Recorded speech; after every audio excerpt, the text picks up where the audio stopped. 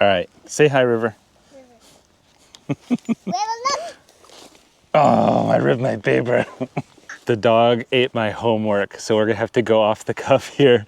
The question today is why you should be spending time in the great outdoors with Jesus. I'm Bryan Turner, the Executive Director of Summit Outdoor Leadership. Let's count down the top 3 reasons. Number 3, research says that it's good for you. Believe it or not, objectively good.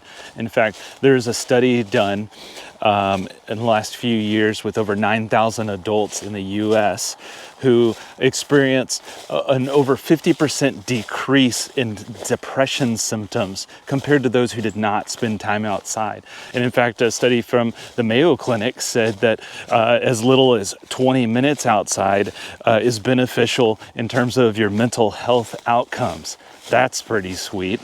Reason number 2, God shows up in the wilderness. I mean, I'm not just talking about Moses and Elijah who have big wilderness encounters with God, but also like Romans 1:20 says that since the creation of the world, God's divine nature and attributes have been revealed through his creation.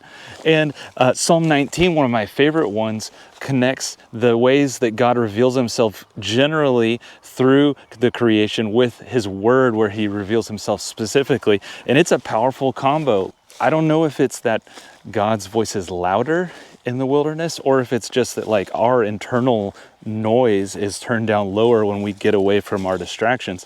Probably a little bit of both. But in the outdoors, we can gain these like eye-opening experiences with the God of the universe, the one who created it all. We have a sense of grandeur when we see him, and we gain perspective on ourselves.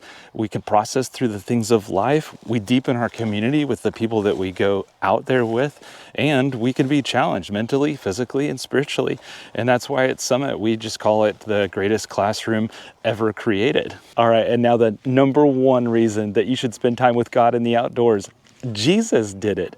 He modeled it and he demonstrated and taught it to his disciples.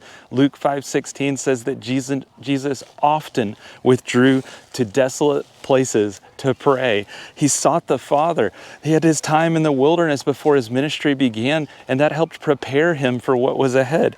Then he tells his disciples, after they've been in the middle of serving thousands of people, he tells them to get away from the crowds, to have some separation, and to get some time off, more or less, to spend it with the Lord and be prepared for their next adventure of faith. So if Jesus did it, why aren't we? Let's go, church. Here's the challenge.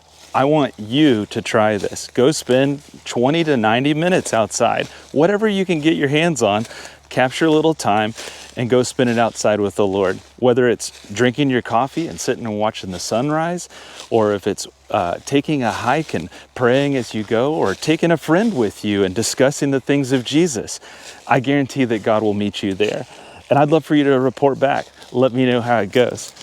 If you're interested in diving in a little further, we've got some courses for you at Summit. You could take a backpacking biblical wilderness course November 6th through 9th, or in the spring, you could join us for a cabin-based trip in Central Texas. We do monthly meetups where you can go hiking, and actually next month in October, we're doing a paddling trip. So there's lots of opportunity. You can do it with us, or you can do it on your own. I hope you get out there. Have a great one.